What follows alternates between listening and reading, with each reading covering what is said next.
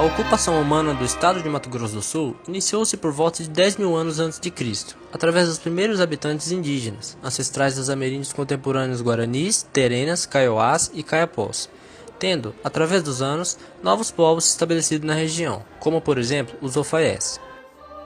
Aleixo Garcia, o primeiro europeu a percorrer as terras do atual Mato Grosso do Sul, alcançou pelo rio Paraguai a região onde é hoje Corumbá.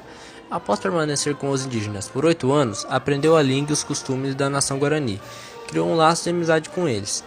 Em 1525, organizou uma expedição com cerca de 2.000 guaranis e trouxe da Bolívia ouro e prata.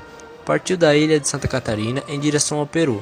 Seu objetivo era encontrar um caminho pelo litoral atlântico, adentrado no estuário do Rio da Prata, até chegar nas minas do Peru.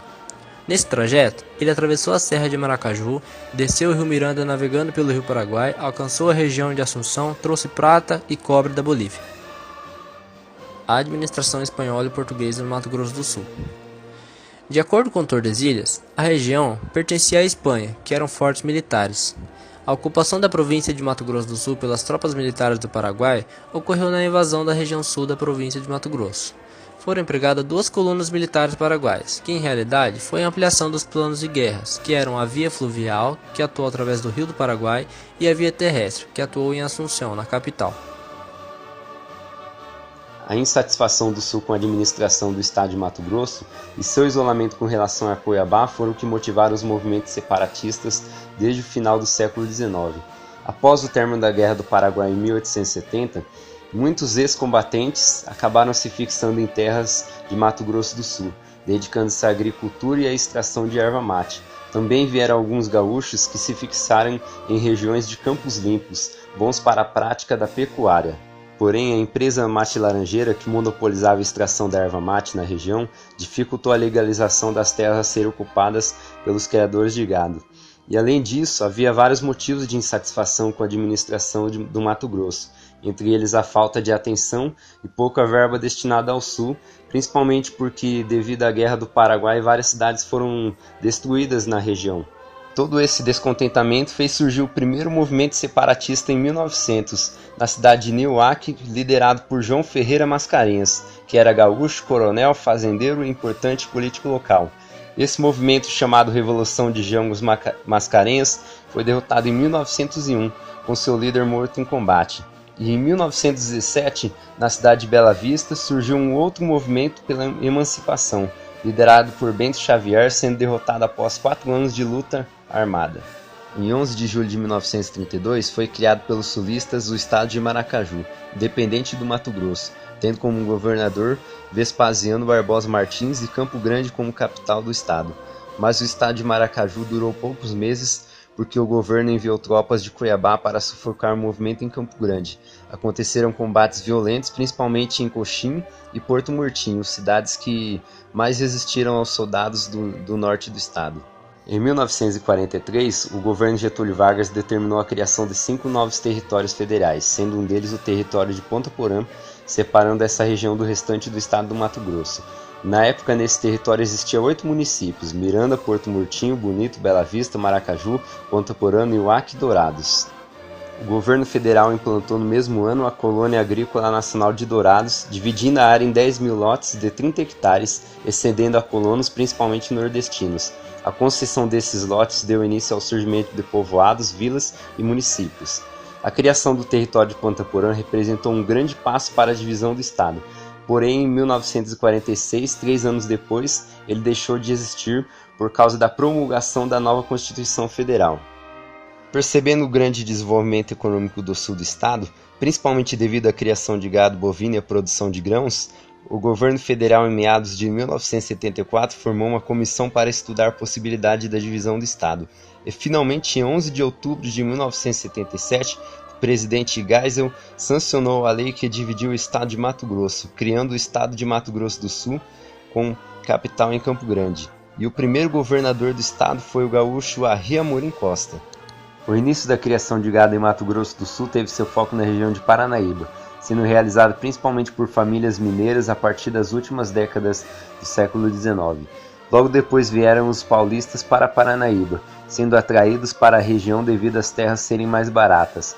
Contribuiu também para a expansão da pecuária no Mato Grosso do Sul, a intensa migração dos gaúchos no fim do século XIX, sendo muitos deles os criadores de gado. A expansão da pecuária ajudou na ocupação de regiões ainda não exploradas no sul do estado. A princípio, o gado era criado à solta, mas não havia cercas divisórias, como acontece ainda hoje no Pantanal. O transporte do gado para vender em outros estados, a princípio, era difícil pela falta de estradas, mas em 1916 foi aberta a Estrada Boiadeira, um caminho de 325 km que ligava Campo Grande ao Rio Paraná. A boiada era colocada numa balsa para atravessar o rio e chegar a São Paulo, e a forma mais comum de se transportar o gado na época era a comitiva, que embora fosse demorado, mas custava menos. No início da ocupação da nossa região, no final do século XIX, a agricultura praticada era mais de subsistência e cultivava-se milho, mandioca, feijão, arroz, amendoim e algodão. Todo o trabalho na lavoura era manual ou jeito com tração animal. Somente a partir de 1930 que ocorreu a intensificação da colonização do sul do estado do Mato Grosso, devido à migração de trabalhadores por várias regiões do país e até imigrantes. Essa migração foi incentivada pelo governo através da criação de colônias agrícolas, onde terras eram doadas ou compradas a baixo custo. Foi a partir dessa época que começaram a intensa derrubada de matas no estado. As colônias agrícolas fundadas deram origem a vários municípios do nosso estado, por exemplo, a municípios de Angélica, Deodópolis, Dourados, Douradina, Fátima do Sul, Glória de Dourados, são resultado do loteamento da Colônia Agrícola Nacional de Dourados, que distribuiu terras a 10 mil famílias de pequenos agricultores. O nosso município, por exemplo, foi resultado da Colônia Agrícola Privada Companhia Veracruz. A partir da década de 1960, a população atual do Mato Grosso do Sul duplicou devido à nova migração de gaúchos, atraídos principalmente pelos preços acessíveis das terras. Eles foram os responsáveis pela introdução de uma avançada técnica agrícola de tratamento do solo, dedicando-se ao cultivo de soja, trigo, arroz e milho em grandes propriedades. As primeiras atividades industriais foram o beneficiamento, como o preparo da erva mate para comercialização e mais tarde do couro, da carne, café, arroz, madeira e algodão. Entre as primeiras indústrias estão as charqueadas, responsáveis por grandes exportações por volta de 1920. Na região do Pantanal, as atividades mais antigas são a extração de minério de ferro e manganês e em Corumbá a fabricação de cimento. A partir de 1990, o estado apresentou um forte crescimento industrial na agroindústria, que hoje é o seu setor econômico mais importante. A história do cultivo da erva mate em Mato Grosso do Sul. A erva mate é uma planta nativa da América do Sul e pode ser usada como chá, chimarrão ou tereré. Desde o início da colonização, os espanhóis perceberam o valor comercial da erva e utilizaram a mão de obra indígena para a extração da mesma. Sobre a Companhia Mate Laranjeira. Essa companhia recebeu esse nome porque o seu fundador foi o gaúcho Tomás Laranjeira, que após a Guerra do Paraguai conseguiu a concessão do governo para explorar a erva no estado. O empresário Laranjeira tinha conhecimento do grande mercado consumidor no sul do continente, Uruguai, Argentina, Paraguai, e também sabia da existência de enormes ervais nativos na região e ainda da presença de paraguaios desempregados devido à guerra. Tudo isso favoreceu o seu crescimento. Mas o que garantiu o maior desenvolvimento foi a obtenção do monopólio para a exploração da erva na fronteira do Brasil com o Paraguai. A sede de Mate Laranjeira ficava na Fazenda Campanário, no município de Dourados, que na época abrangia uma grande área. Nos anos 40, a fazenda parecia uma pequena cidade, com uma população de 1.500 habitantes. A fazenda possuía até um hotel, tinha escola, cinema, hospital, pista de corrida, de cavalo, cassino, entre outras coisas. A sociedade, com banqueiros e políticos de Mato Grosso e o apoio do primeiro governador do estado, aumentaram o poder da companhia, afastando seus concorrentes. Em 1882 e o início da década de 1930, a companhia tinha grande influência econômica e política na história de Mato Grosso. Aos poucos, porém, o seu monopólio dos ervais nativos começou a ser questionado e a situação se complicou quando surgiram acusações de sonegação de impostos, entre outras.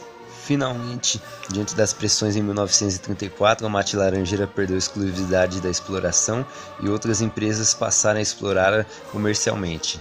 Houve redução nas migrações interestaduais nas últimas décadas e também queda no saldo migratório em Mato Grosso do Sul. Segundo os dados, em 1991, houve a entrada de 124 mil pessoas de outros estados e a saída de 105 mil pessoas, resultando no saldo migratório de 19 mil pessoas. Já em 1996, 87 mil pessoas migraram para o estado e 73 mil migraram desse para outros estados, resultando no saldo migratório de 13 mil habitantes.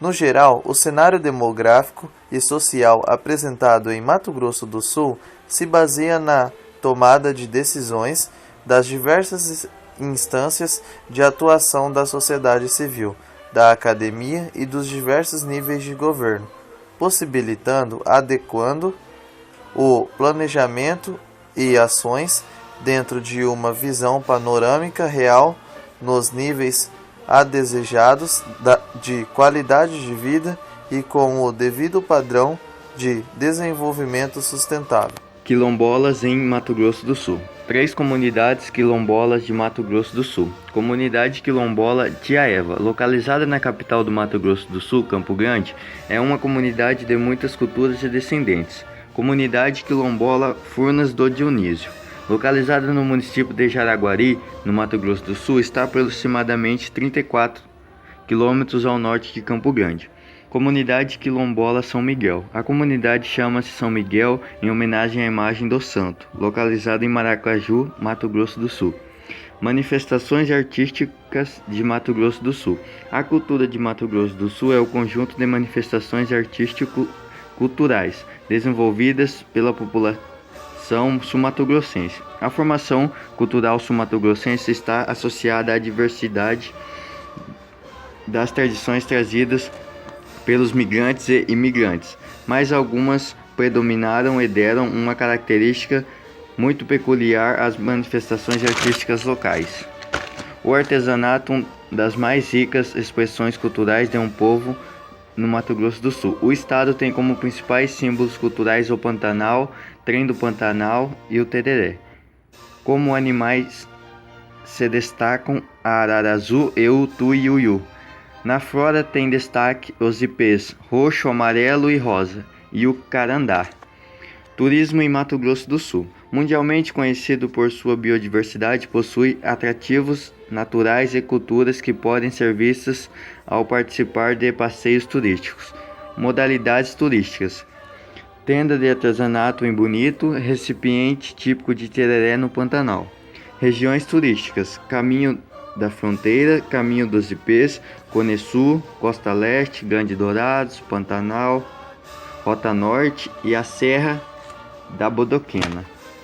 Festas populares de Mato Grosso do Sul. Os indígenas, os colonizadores portugueses, os africanos, vários imigrantes e migrantes que se fixaram no estado de Mato Grosso do Sul trouxeram também em sua bagagem as lembranças dos costumes tradicionais, danças e o sabor de sua terra natal. Para relembrar, passaram a comemorar essas tradições e costumes e assim ficou a expressão popular, por meio de dança, festejos, folguedos, músicas, culinárias, artesanato. Festa realizadas em Mato Grosso do Sul. Festa do Santo Fujão, na Costa Rica. Festa de Nossa Senhora de Cacupé, Ponta Porã. Bom Odore, em Campo Grande. Festa do Banho de São João, em Corumbá, entre outros em nossa região.